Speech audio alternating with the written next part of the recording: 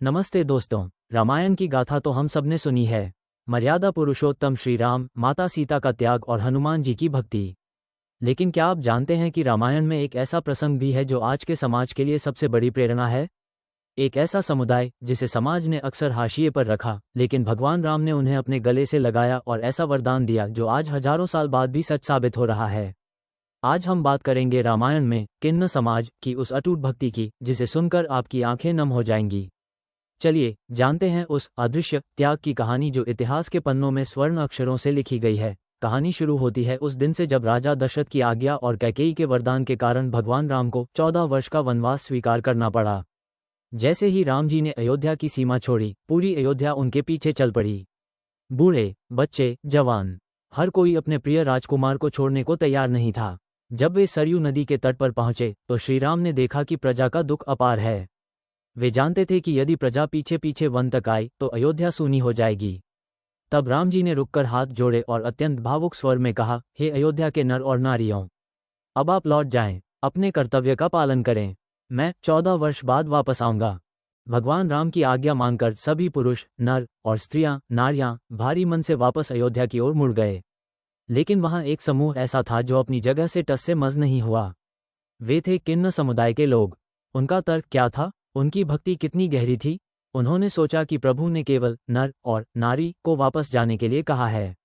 हम तो न नर हैं न नारी, हम तृतीय लिंग हैं। हमारे लिए प्रभु ने कोई आदेश नहीं दिया। इसका मतलब है कि प्रभु हमें अपने साथ रखना चाहते हैं या हमें यहीं रहकर उनकी प्रतीक्षा करनी चाहिए। ये कोई साधारण फैसला नहीं था। बिना छत के, बिना सुविधाओं के, केवल अपने आराध्य के लौटने की आस में 14 वर्षों तक रुकना। क्या आप कल्पना कर सकते हैं? दिन बीते, महीने बीते और देखते ही देखते साल बीतने लगे। अयोध्या में भरत जी ने नंदीग्राम में तपस्या की, लेकिन सरयू के इस तट पर किन्नरों ने भी किसी ऋषि मुनि से कम तपस्या नहीं की। न उनके पास महल थे, न भोजन का भंडार। वे केवल जंगली कंदमूल खाते और दिन रात राम नाम का जाप करते।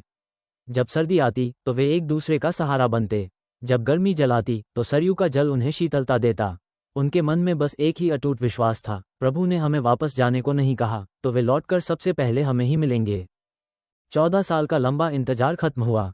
रावण का वध कर, लंका जीतकर भगवान राम माता सीता और लक्ष्मण के साथ वापस अयोध्या लौटे। जैसे ही उनका पुष्पक विमान सरयू के तट पर उतरा, उनकी नज़र उन लोगों पर पड़ी जो वहां धूल और मिट्टी से सने हुए जर्जर अवस्था में खड़े थे। भगवान राम चकित रह गए। उन्होंने पूछा, आप लोग अभी तक यहीं हैं? आप अयोध्या क्यों नहीं गए? तब उन किन्नरों ने हाथ जोड़कर, आंखों में आंसू भरकर कहा, हे राघव, आपने तो नर और नारी को जाने को कहा था। हम तो इनमें से कोई नहीं थे।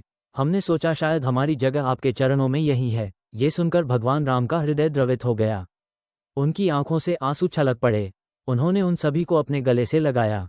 वह दृश्य अद्भुत था। एक तरफ ब्रह्मांड के स्वामी और दूसरी तरफ समाज द्वारा उपेक्षित वह वर्ग जिनकी भक्ति ने साक्षात ईश्वर को भी रुला दिया। प्रभु राम ने उनकी इस निस्वार्थ सेवा और भक्ति को देखकर उन्हें एक विशेष वरदान दिया। राम जी ने कहा, कलयुग में तुम्हारी वाणी सिद्ध होगी। तुम्हारी दुआएं, आशीर्वाद कभी खाली नहीं जाएंगी। तुम्हारे माध्यम से समाज को ये सीख मिलेगी कि भक्ति लिंग या रूप की मोहताज नहीं होती। यही कारण है दोस्तों कि आज भी हमारे समाज में जब भी कोई शुभ काम होता है, चाहे वह बच्चे का जन्म हो या विवाह, किन्नरों का आशीर्वाद लेना अत्यंत शुभ माना जाता है। ये परंपरा उसी त्रेता युग के वरदान का हिस्सा है। रामायण की यह कहानी हमें सिखाती है कि भगवान केवल भाव के भूखे हैं। वे जाति, धर्म या लिंग नहीं देखते, वे केवल हृदय की शुद्धता देखते हैं। यदि एक उपेक्षित समुदाय अपनी भक्ति से ईश्वर को पा सकता है तो हम क्यों नहीं? आज हमें भी अपने नजरिए को बदलने की जरूरत है। जिस समुदाय को प्रभु राम ने इतना सम्मान दिया, उन्हें हमें भी सम्मान देना चाहिए। कैसी लगी आपको रामायण की ये अनसुनी कथा? कमेंट्स में जय श्री राम जरूर लिखें और अगर आपको यह वीडियो पसंद आया हो तो इसे अपने दोस्तों और परिवार के साथ शेयर करें। चैनल को सब्सक्राइब करना न भूलें। मिलते हैं अगले वीडियो में एक और आध्यात्मिक यात्रा पर। तब तक के लिए धन्यवाद।